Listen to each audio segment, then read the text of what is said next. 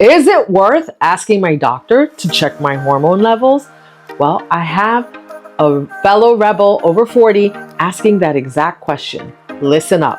She asks and says, "Hi all, I'm here, I'm 42, and within the past 3 months or so, I noticed a rapid decline in my mental health.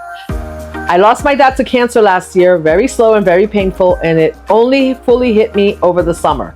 The thing is, I now realize that I've been having perimenopause symptoms." I'm 47.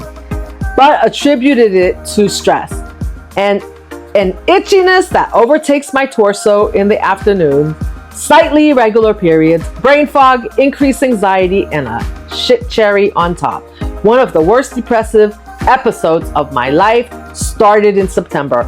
I'm no stranger to depression, so I already do all the things. Plenty of sunlight, workout 3 times a week, active lifestyle, therapy, antidepressants, yada, yada, yada. Is it worth asking my doctor to test my hormone levels? Will they just wave me off? Does hormone therapy work? There's so much conflicting information out there that certainly isn't helping my anxiety and making me feel like I'm going in circles. Thanks in advance for any insight or expertise you'd be willing to share. I thought I would bring this question to you ladies out there today because I know that many of you may have the same questions. Yes, do get tested. I personally am 54 and started hormone replacement therapy about 4 months ago, and it's the best thing I've done in my life. Now, I am a registered nurse, and I'm not telling you or prescribing you what to do. But do find a doctor before 47, because most women enter perimenopause starting at the age of 35. So there are certain hormones that gradually decline that they will test for as you age. Now, I opted for personally bioidentical hormone replacement because it was a personal choice that I think that it's more natural for me.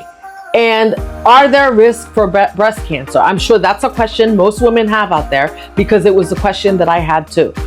Should I not take it because there's a risk for breast cancer? After doing some research, I found that there was a study that showed that and these are small control groups that aren't large enough to represent the whole population, but 5 women in the menopause group that had that got breast cancer. So the control group did not get HRT for reference, and the menopause group did get the hormone replacement therapy, and there was one more person in that group that got breast cancer. And so they chalked it up to you have a 25% increased risk of getting breast cancer if you take hormone replacement therapy. Listen, I don't know about you, but that's not a great enough risk for me to sit with all these symptoms. Now, if I have risks of already having breast cancer in my family, I may rethink that. But let me tell you something else. Without the hormone replacement therapy, guess what? You have an increased risk of heart disease and Alzheimer's, and that's just facts.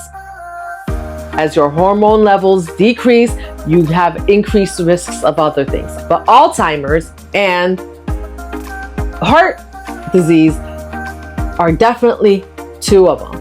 And what did she say? She's having anxiety, palpitations, depression. Oh, and by the way, the brain fog, her memory is going. Listen, I didn't even realize that my memory was decreasing. I was so worried about my hot flashes when I went because it was just ridiculous. I couldn't walk out the house or just sit comfortably where everybody else has on a jacket and I'm sweating like I'm in a sauna. Just utterly ridiculous to be suffering through that. Now, it's a personal decision. I'm not a doctor. I'm a registered nurse, but check with your doctor, get the blood work done. Do not wait till you're 50. Get this done.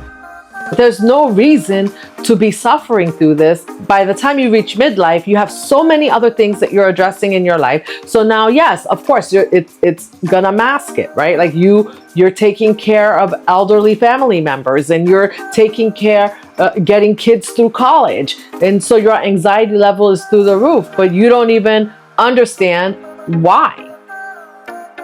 We just chalk it up to it's normal. Look, ladies, there's therapy out there, there's treatment out there. that we can use to help get us through this stage.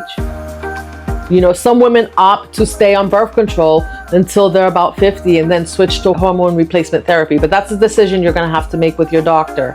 But there's no reason to suffer through this. I have a podcast, and I just did an episode where it was a very similar question.